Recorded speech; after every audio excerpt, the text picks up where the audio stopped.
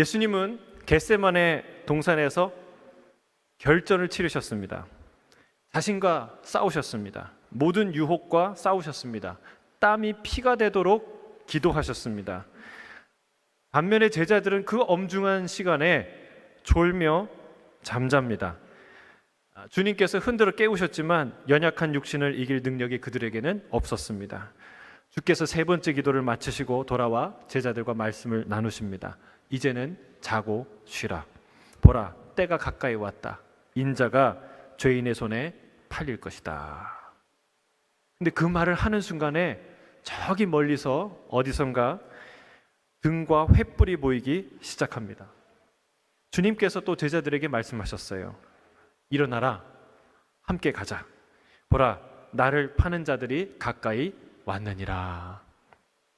제자들은 뭔가 위기가 다가오는 것을 직감했습니다. 당연히 주님은 자리를 피하려고 말씀하신 줄 알았어요. 보통 이런 상황에서 일어나자, 나를 팔려는 사람이 가까이 오고 있다, 이런 말은 어떤 말이에요? 그러니까 도망가자, 자리를 피하자, 이런 뜻이죠.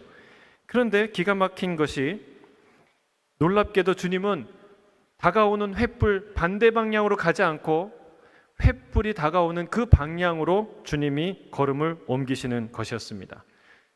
제자들은 기가 막힌 일이죠. 저들이 누군 줄 알고 저들을 맞이하러 가시나. 주님이 가시면 우리가 안 갈 수도 없고, 제자로서 분명히 뭔가 심상치 않은 일이 벌어질 텐데 그들 속으로는 그렇게 마음을 졸이며 주님을 한 걸음 한 걸음 따라가기 시작했습니다. 그러나 한편으로는 이런 마음도 가졌죠. 올 테면 와봐라 하는 이런 마음 한켠에는 있었어요. 왜 그렇습니까? 그들이 겟세마네 동산에 왔을 때 너희가 오늘 밤 나를 팔리라, 배신하리라 라고 했을 때 그들은 하나같이 뭐라고 약속했습니까? 내가 죽을지언정 주님을 배반하지 않겠습니다 라고 결단했기 때문에 그렇습니다. 오늘 본문 47절 49절을 다시 한번 읽겠습니다. 47절입니다. 시작. 말씀하실 때에 12 중에 하나인 유다가 왔는데 대제사장들과 백성의 장로들에게서 파송된 큰 무리가 칼과 몽치를 가지고 그와 함께 하였더라. 예수를 파는 자가 그들에게 군호를 짜 이르되 내가 입맞추는 자가 그이니 그를 잡으라 한지라. 곧 예수께 나와 랍비여 안녕하시옵니까 하고 입을 맞추니. 저 어둠 건너편에서 한 사람이 다가옵니다. 어둠 속이었지만 그 걸음새나 모양새가 익숙한 사람이었습니다. 바로 가롯 유다였죠. 그가 예수님께 인사를 건넵니다. 랍비여 안녕하십니까? 마치 아무 일이 없는 것처럼, 없었던 것처럼 옅은 미소를 띠며 주님께 입맞춤을 합니다. 그는 실상 자신의 뒤에 대제사장과 장로들에게서 파송된 큰 무리, 강도를 잡으려고 칼과 몽치를 들고 오는 군대를 끌고 왔습니다. 어두운 밤이기 때문에 체포할 대상을 놓치지 않기 위해서는 사방을 다 포위할 수 있는 많은 병력이 필요했습니다. 또한 자칫 잘못하면, 자칫 타겟을 잘못 정하면 모든 것이 수포로 돌아가기 때문에 그 어두운 가운데 목표물을 정확하게 구별해야 될 필요가 있었습니다. 그것은 그 어둠 속에서도 예수를 정확하게 구분해낼 수 있는 사람이어야 했습니다. 가롯 유다가 바로 그 일을 자청했죠. 자신이 다가가 입맞추는 사람이 예수니 그 사람을 놓치지 말고 반드시 잡으라고 신신당부한 것입니다. 만약 이것이 실패로 돌아가면, 이 모의 사실이 알려지기라도 하면 가롯 유다는 양쪽에서 설 곳이 없는 상황이 벌어지는 것이기 때문에 그렇습니다. 한편으로는 가롯 유다는 이렇게 생각했을 거예요. 저녁에 잠시 볼일 보러 나갔다가 다시 돌아와서 예수님께 입맞춤 하는 것을 누가 알겠어? 누가 의심하겠어? 다만 아주 우연치 않게 바로 그 타이밍에 군인들이 몰려왔을 뿐이야 라고 여기면 될 일이었습니다. 그런데 유다는 예수님으로부터 놀라운 이야기를 듣습니다. 우리 본문 50절이에요. 50절 같이 읽겠습니다. 시작. 예수께서 이르시되 친구여 내가 무엇을 하려고 왔는지 행하라 하신대 이에 그들이 나와 예수께 손을 대어 잡는지라. 주님께서 말씀하세요. 친구여, 내가 무엇을 하려고 왔는지 그것을 행하라. 예수님께서 이미 알고 계셨다는 사실을 깨달은 거예요. 전날 저녁에 유월절 만찬을 할 때 주님이 비슷한 말씀을 하셨습니다. 내가 하는 일을 속히 하라 라고 그 말씀을 하실 때는 설마 내가 은밀히 준비하고 있는 이 일을 주님이 이 계획을 알고 계실까? 아마 모르고 계실 거야 라고 생각했어요. 왜냐하면 그가 제자들 사이에서 맡은 일이 있었기 때문에 그 일을 하라는 것으로 알아들은 것이죠. 그러나 두 번째 내가 하려는 일을 하라라는 이 말을 듣고 그는 깨닫게 되는 것이죠. 예수님께서 다 알고 계셨구나. 이 일이 탄로가 났구나. 그의 얼굴은 점점 굳어집니다. 하지만 상황은 이미 돌이킬 수 없는 상황이 되어 버린 것이죠. 그는 배신의 수치심과 부끄러움을 느끼기도 전에 두려움이 엄습하는 것을 느꼈어요. 이 일을 망치면 나는 정말 갈 곳이 없는 거예요. 앞으로도 뒤로도 갈 수 없는 상황인 것이죠. 그가 놀라서 살짝 뒷걸음질 치며 손짓을 합니다. 뒤에 숨었던 군사들이 일제히 달려와서 예수님을 사로잡습니다. 그런데 이 대목에서 사도 요한의 증언은 조금 달라요. 요한복음의 이야기는 조금 더 색다른 이 각도로 이 사건을 증언하고 있습니다. 요한도 유다가 그 군대의 무리를 이끌고 왔다라는 증언을 하고 있습니다. 하지만 요한의 증언에 따르면 예수님이 스스로 군대 앞에 나가서 너희가 찾는 사람이 누구냐라고 물으셨다고 기록하고 있어요. 마태와 마가와 누가 이 세 제자가 썼던 복음서에 나와 있는 이 유다의 배신의 입맞춤, 이 이야기는 너무나도 잘 알려져 있는 이야기이기 때문에 그것을 반복하여 기록하지 않습니다. 그는 유다의 입장이 아니라 예수님의 입장에서 이 사건을 묘사하고 있어요. 기록하고 있어요. 요한의 증언에 따르면요, 유다가 군인들을 데리고 오자 예수님께서 그 당할 일을 다 아시고 스스로 그 앞에 걸어 나가십니다. 아마도 걸어 나가시기 직전에 가룟 유다를 미리 만나셨을 거예요. 그리고 그 얼마 뒤에 있는 그 군인들을 향해서 예수님이 스스로 걸어 나가신 것이죠. 그리고 그들을 향해 먼저 물으십니다. 너희가 누구를 찾느냐? 군인들이 대답합니다. 나사렛 예수요. 주께서 대답하시죠. 내가 그 사람입니다. 내가 그니라. 주께서 말씀하시자 이 요한이요 이렇게 기록하고 있어요.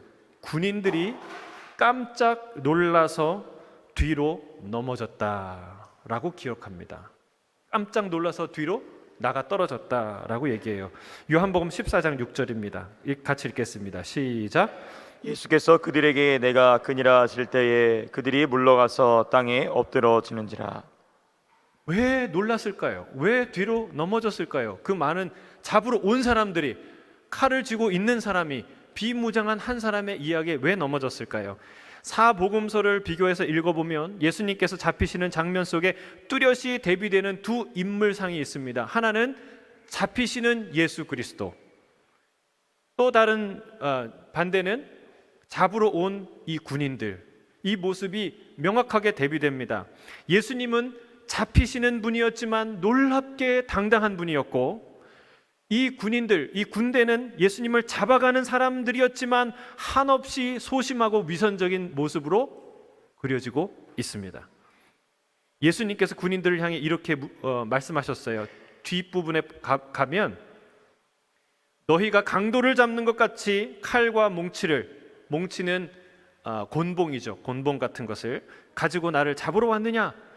내가 날마다 성전에 앉아 가르쳤으되 너희가 나를 잡지 아니하였도다.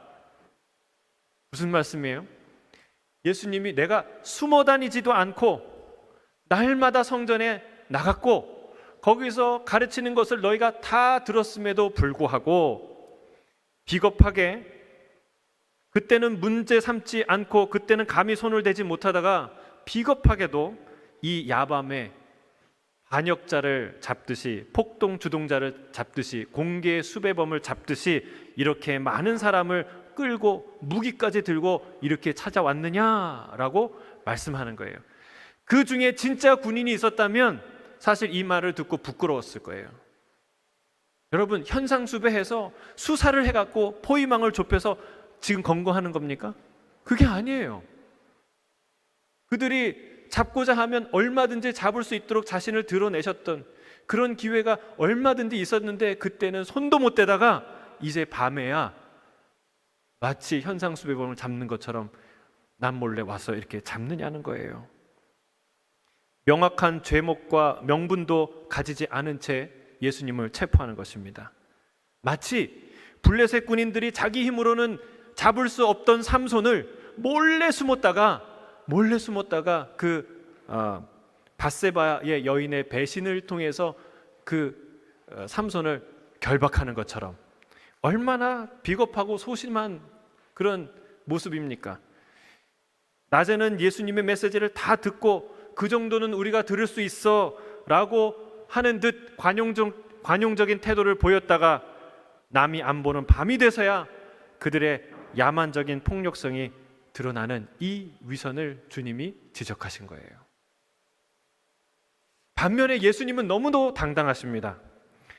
체포의 대상이 되시는 분이 스스로 먼저 자기를 너희가 찾는 예수라고 말하는 거예요. 놀랍지 않습니까? 그 선언을 듣고 이 군사들이 깜짝 놀라서 뒤로 물러서다가 뒤로 넘어진 거예요. 여러분, 보통 이 밤중에 군인들이 들어와서 체포를 하면 어떤 반응일까요? 예? 첫째는 공포에 질리거나, 둘째는 도망가려고 애쓰거나, 셋째는 분노로 저항하거나, 이런 모습을 보여야 그냥 정상적인 모습이에요. 그런데 이 예수님은 너무나도 태연하게 너희가 찾는 자가 바로 나다 라고 말하는 거예요. 이런 당당함, 이런 태연함, 이런 위풍당당한 모습을 한 번도 상상할 수 없었던 것이죠. 저들의 예상이 빗나가서 놀랐는지 아니면 그 순간 예수님의 그 하나님의 아들의 위엄을 그들이 보아서 놀라게 되었는지 혹은 어떤 기적적인 현상이 일어났는지는 알 수 없습니다. 분명한 것은 군인들 앞에서 주님의 위엄이 드러났고 그리고 그 주님을 본 군인들은 놀라서 뒤로 나가 떨어졌다는 사실이에요. 그들은 매우 초라한 존재가 되었습니다. 정신을 잃은 군인에게 요한복음을 보면 한 번 더 질문합니다. 너희가 누구를 찾느냐? 두 번이나 질문해요. 그들이 당황했다는 거예요. 나사렛 예수라고 말하니까 내가 그다라고 주님이 한치도 두려움 없이 물러섬 없이 그렇게 당당하게 자기를 드러내십니다. 누가복음에 보면요, 군인들이 예수님을 잡고자 다가섰을 때 곁에 있던 제자들이 한 가지 행동을 보였어요. 어떻게 했냐면 흥분했어요. 어떻게 해야 되는지, 예수님을 지키긴 지켜야 되는데 무슨 사단이 날 것 같은데 예수님이 잡히시기 일보 직전인데 어떻게 해야 될까? 그래서 예수님께 질문합니다. 주님, 주여, 우리가 칼로 저들을 치리이까?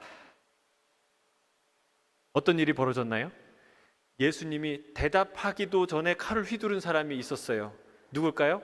이른바 우리 형님 베드로 형님께서 칼을 휘두르셨어요. 이미. 그래서 대제사장의 종 말고의 귀가 떨어졌습니다. 잘렸어요. 자, 이 상황은 엄중한 상황이에요. 일촉즉발의 상황이에요. 본격적인 무력衝突이 일어날 수 있는 일촉즉발의 순간이에요.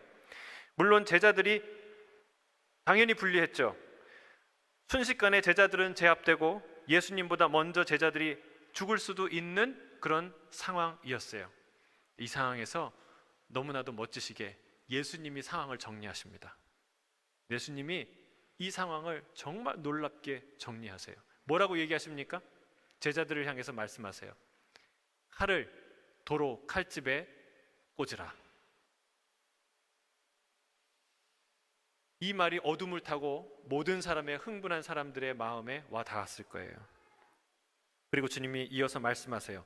칼을 가지는 자는 다 칼로 망하느니라. 그리고 주님은 땅에 떨어진 말고의 귀를 들어 올리셔서 다시 그의 귀에 붙이십니다. 사람들이 깜짝 놀랐겠죠.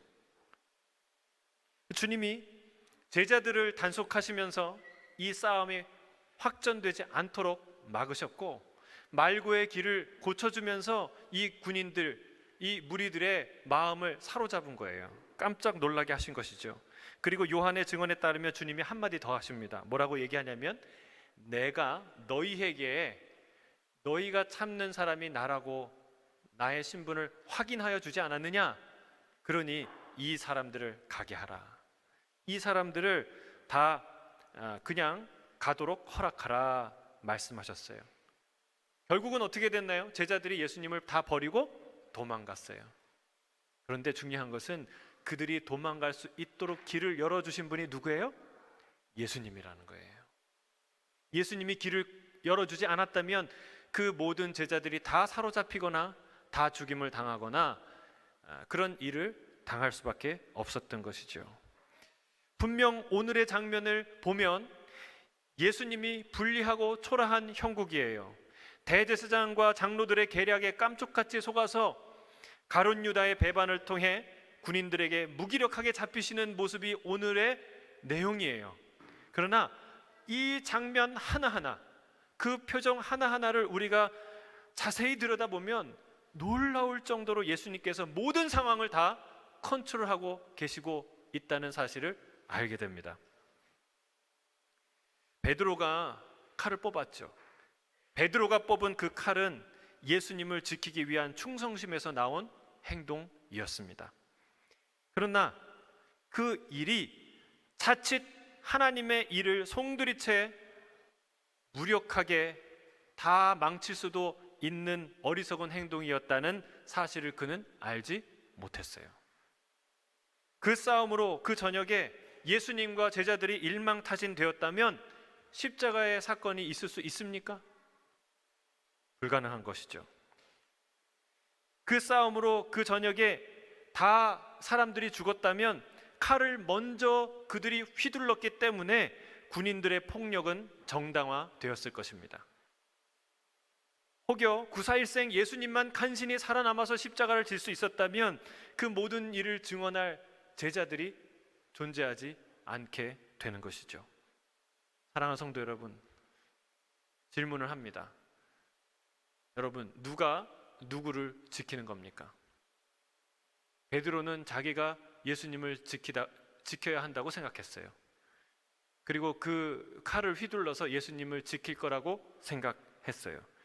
그러나 베드로가 예수님을 지킨 것이 아니라 예수님이 끝까지 제자들을 지키셨다는 사실입니다. 우리가 반드시 알아야 될 게 있어요. 내가 예수님을 지킨다고 생각하는 것 착각이라는 거예요. 내가 예수님을 지키는 게 아니라 예수님이 나를 지키십니다. 예수님이 교회를 지키십니다. 내가 교회를 지키는 것이 아니라 주님이 이 교회를, 주님이 이 연약한 우리를 지키시는 줄로 믿습니다. 내가 예배 나오고, 내가 헌금을 하고, 내가 성경을 읽어드리고, 내가 예수님 복음을 전해드리고, 내가 잘 살아서 예수님의 영광을 돌려드린다고 우리는 생각합니다. 또는 내가 교회를 지킨다고 생각합니다. 내 헌신으로, 내 봉사로, 내 열정으로, 내 희생으로 예수님을 지키고 우리가 교회를 지킨다고 생각합니다. 근데 그것은 착각이라는 거예요. 이날 밤 베드로가 예수님을 위해 칼을 뽑으면서 내가 예수님을 지켜드릴 것이라고 생각했던 것처럼 우리가 그런 착각을 한다는 거예요. 그는 그의 혈기가 휘둘렀던 칼로 인해 오히려 예수님과 제자들의 생명이 위태로워지고 나아가 하나님의 뜻을 이루지 못하는 불상사가 일어날 수도 있다는 생각은 전혀 하지 못했다는 사실입니다. 베드로는 어떻게 했어야 될까요? 기다렸어야 됩니다. 베드로는 기다렸어야 돼요. 주님을 신뢰했다면, 그의 제자라면, 예수님을 진짜 지키고 싶었다면 주의 뜻을 묻고 주의 뜻을 기다리고 주의 뜻을 따라야 했습니다. 사랑하는 성도 여러분, 교회를 지키는 분은 우리 주님이신 줄로 믿습니다. 그분은 지금도 살아계시고 우리와 함께 하시는 분인 줄로 믿습니다. 우리는 그분의 뜻에 순종할 때 주님은 당신의 일을 우리 안에서 이루시는 줄로 믿습니다. 내가 생각하기에 내치는 것이 답이고, 내가 생각하기에 이건 들이받는 게 답인데, 그런데 주님께서 사랑하라 말씀하시면 뭐가 답입니까? 사랑하는 것이 답이에요. 인내하는 것이 답이에요. 용서하는 것이 답이에요. 반대로 아무리 아쉬워도, 아무리 내가 사랑하고 붙들려고 하더라도 주님이 잘라내라 라고 말씀하시면 어떻게 해야 됩니까? 뭐가 답입니까? 잘라내는 것이 답이에요. 여러분, 우리가 주님 안에서 주의 뜻을 따를 때 주님이 당신의 교회를 지키시며 당신의 위대한 일을 우리 가운데 행하시는 줄로 믿습니다. 주님이 칼을 칼집에 꽂아야 되는 이유를, 너희가 칼을 빼들지 말아야 되는 이유를 주님이 이렇게 설명하세요. 53절 54절이에요. 함께 읽겠습니다. 시작. 너는 내가 내 아버지께 구하여 지금 12군단 더 되는 천사를 보내시게 할 수 없는 줄로 아느냐? 내가 만일 그렇게 하면 이런 일이 있으리라 한 성경이 어떻게 이루어지겠느냐 하시더라. 주님이 이 말씀하는 거예요. 내가 능력이 없어서 이런 일을 당하는 것이 아니다. 기억하세요. 내가 능력이 없어서 이런 일을 당하는 것이 아니다. 주님은 오늘 이 사건을 통해 그런 메시지를 우리에게 주시기를 원하세요. 내가 능력이 없어서 십자가의 길을 가는 것이 아니다. 나는 지금 12군단이 더 되는 천사를 당장이라도 부를 수 있다. 그 능력으로 적을 섬멸하고 격퇴시키는 것은 내게 쉬운 일이다. 여러분, 그걸 어려워서 못하시는 게 아니라는 거예요. 12군단이면요, 지금 군대 체제랑 좀 다른데, 그때 로마 군대에서 12군단은 약 7만 2천 명 정도 되는 군인이죠. 군대죠. 지금 기껏해야 300명이 몰려왔는데 7만 2천 명이면 1대1로 싸워도 1대1이 아니죠. 1대 몇입니까? 할 수 있어요. 더군다나 사람과 천사가 싸우면 누가 이길까요? 이건 보나마나한 일이에요. 주님이 능력이 없어서 이 일을 못하는 게 아니라는 거예요. 사랑하는 성도 여러분, 이걸 정확하게 깨달아야 돼요. 분명하게 이해를 해야 돼요. 내가 왜 칼을 뽑느냐? 우리가 왜 주님을 위해서, 주님을 위한답시고 칼을 자주 뽑을까요? 그것은요, 주님이 나약해 보이기 때문에 그렇습니다. 내가 주님을 지켜드려야 된다고 생각할 때 우리는 고민 없이 칼을 뽑습니다. 내가 지금 보고 있는 이 교회, 이 주님은 너무나 나약해 보이는 것이죠. 내가 지켜드려야 하는 것 같이 생각이 듭니다. 주님의 강함을 신뢰하는 자는 주님 앞에서 함부로 칼을 뽑지 않게 될 줄로 믿습니다. 질문해 놓고 나서, 주여 내가 칼로 치리이까 질문해 놓고 나서 답도 듣기 전에 칼을 휘둘렀던 이 베드로의 모습이 우리의 모습이라는 거예요. 우리는 주님께 질문합니다. 기도합니다. 간구합니다. 주님, 내가 이 길을 가야 될까요? 하고 나서 벌써 그 길을 가고 있어요. 주여 이 칼로 쳐야 됩니까? 라고 얘기해 놓고서 벌써 칼을 휘둘렀다는 거예요. 우리는 내 생각대로, 내 염려대로, 내 우려대로 먼저 행동합니다. 왜 그렇습니까?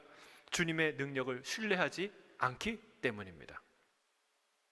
주님이 하시는 것이 시원치 않기 때문입니다. 내가 보기에 시원치 않아요. 그러니 섣불리 칼을 뽑게 되는 것이죠. 사랑하는 성도 여러분, 만약 내가 주 안에 있다는 걸 확신한다면 끝까지 주님을 신뢰하길 주의 이름 축복합니다. 주님이 절대로 나약해서 우리가 이 길을 가게 하시는 것 아니라는 거예요. 아니라는 거예요. 내가 보기에는 어리석고 연약하고 때론 바보같이 보일 수 있습니다. 그게 십자가의 길이 그렇게 보일 수 있어요. 그러나 십자가의 길은 결코 어리석은 일이 아닌 줄로 믿습니다. 현존하는 것들 중에 가장 신비롭고 가장 놀라운 지혜와 지식의 길인 줄로 믿습니다. 하나님의 승리의 길이 바로 십자가의 길인 줄로 믿습니다. 칼을 먼저 뽑지 마세요. 세상에는 칼을 먼저 뽑는 자가 승자예요. 그러나 믿음의 세계에서는요, 주의 말씀을 먼저 듣는 자가 승자인 줄로 믿습니다. 기다려야 돼요. 주님께 아주 중요한, 주님께 그렇게 해야 될 아주 중요한 이유가 있는데 그게 54절에 나와 있어요. 내가 만일 그렇게 하면 이런 일이 있으리라 한 성경이 어떻게 이루어지겠느냐. 56절에도 동일한 말씀이에요. 56절 같이 읽겠습니다. 시작. 그러나 이렇게 된 것은 다 선지자들의 글을 이루려 함이니라. 주님은 능력이 있지만 12군단이 더 되는 군사들을, 천군 천사를 불러 이 상황을 제압할 수 있지만 그렇게 저 한 줌밖에 안 되는 저들을 무력화시킬 수도 있지만 그렇게 하지 않는 이유가 있습니다. 그것은 선지자의 글, 곧 성경의 예언을 이루고자 그렇게 하신 거예요. 성경의 예언은 뭐예요? 하나님의 뜻이죠. 아버지의 뜻. 예수님은 자신의 뜻이 아니라 하나님 아버지의 뜻을 이루기 위해 이 길을 가고 계신 거예요. 그 뜻은 바로 자기 자신을 우리 모든 인류의 대속제물로 드리는 거예요. 그게 아버지의 뜻이었어요. 그 일을 위해 주님은 이 수치와 모멸을 당하시는 것입니다. 이 전쟁은요, 원수를 무력으로 제압한다고 끝나는 일이 아니에요. 이 싸움의 본질을 여러분이 알아야 돼요. 얼마 전에 마블의 어벤져스 시리즈에 그 긴 시리즈가 다 끝났어요. 엔드게임의 제목도. 그 악당 이 타노스가 죽지요. 속이 다 시원하죠. 그렇죠? 결국 어벤져스들이 이겼어요. 막 죽었던 어벤져스들이 살아나고. 무슨 얘기인가 싶은 분들은 우리 자녀들에게 물어보시길 바랍니다. 마블의 어벤져스가 타노스를 죽였다고, 악당을 물리쳤다고 여러분 모든 것이 다 끝납니까? 네. 마블 시리즈는 끝날 수 있어요. 게임은 끝날 수 있어요. 영화는 끝날 수 있어요. 그러나 이 세상의 악당들은 결코 이 땅에서 악은 쫓아낼 수 없다는 사실이에요. 또 다른 타노스가 나오게 돼 있어요. 내년 보세요. 또 나올 거예요. 똑같아요. 이 세상도 똑같아요. 여러분, 노아 홍수 심판이 다 죽었잖아요. 모든 죄인들을 다 죽였어요. 그리고 의인 노아만 살렸지 않습니까? 그러나 그것이 악의 종말과 선의 승리를 가져오지 않았다는 사실을 우리가 기억해야 됩니다. 모든 악인을 죽이고 인류의 단 한 명의 의인이 남을지라도 그것은 완전한 선의 승리가 될 수 없다는 것을 알아야 됩니다. 이 시대에 하나님께서 가장 선한 한 사람을 남기고 그 모든 악한 사람들을 멸망할지라도 이 시대의 노아, 그 한 사람이 우리가 노아가 있죠, 그렇죠? 이 시대의 노아 그 한 사람이 남을지라도 여러분 그 사람은 이 시대의 인류의 희망이 될 수 있을까요? 없다는 거예요. 왜 그렇습니까? 진짜 문제는 내 밖에 존재하는 저 원수들에게 있지 아니하고 진짜 문제는 내 안에 있기 때문에 그렇습니다. 진짜 문제는 내 안에 있는 죄라는 거예요. 이것을 해결할 수 없다면 인류는 노아 홍수를 몇 번 치르더라도 결코 나아질 수 없습니다. 끝없는 사륙과 죄악이 창궐하는 시대에 영원한 반복이 될 것입니다. 우리가 지금 보고 경험하고 미워하고 화가 나는 그 모든 인류의 참상은 저 밖에서 온 것이 아니라 우리 안으로부터 흘러나오는 죄의 열매들이라는 사실을 우리가 알아야 돼요. 슬프게도 우리는 스스로 그 저주받은 죄의 굴레에서 벗어나올 길이 없는 존재들이라는 것입니다. 그런데 그 죄의 사슬을 끊어내신 분이 있어요. 누굴까요? 우리의 영원한 히어로, 히어로 오브 히어로즈 누구예요? 지저스 크라이스트, 우리 예수 그리스도, 영웅 중에 영웅, 슈퍼스타. 여러분, 그 예수님이 그 모든 죄악의 사슬을 끊어 내셨습니다. 할렐루야. 주님은 이 끝없는 악당 시리즈의 종결자로 자기 자신을 희생합니다. 자신이 온 인류를 위한 대속 제물이 되심으로 이 지긋지긋한 피의 전쟁을 끝내려고 지금 그 십자가의 길을 당당히 걸어가고 계십니다. 할렐루야. 우리는 곧 죽어도 칼을 뽑아 드는 것이 멋있어 보입니다. 칼을 좀 뽑았으면 좋겠어요. 시원하게, 멋있게.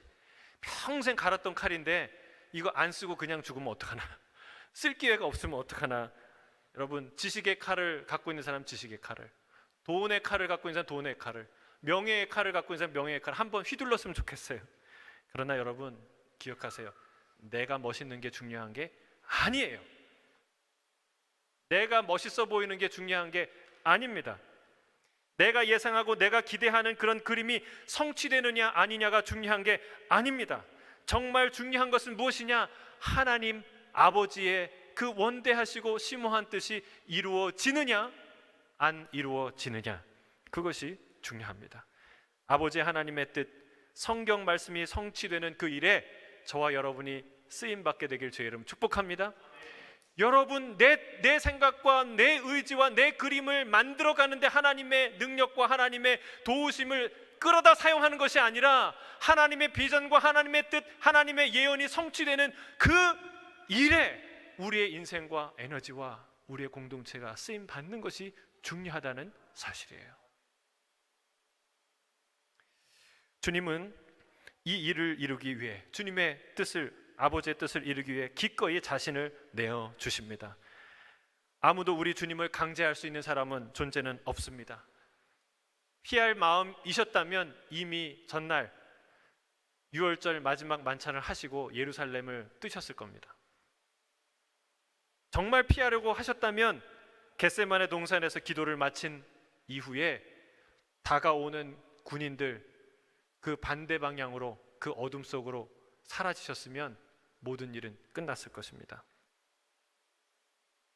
나사렛 예수를 찾는다는 말에 저쪽으로 가는 사람들을 내가 보았습니다, 이 한마디만 했어도 상황은 종료되었을 거예요. 그러나 우리 주님은 뒤로 물러서지 않으십니다. 우리 주님은 도망치지 않으십니다.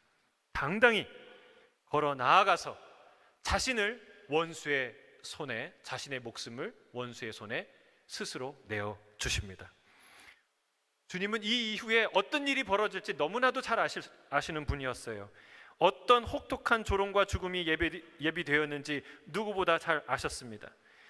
아버지께 이 잔을 피할 수 있다면 피하게 해달라고 간절히 애원하는 기도도 드렸습니다.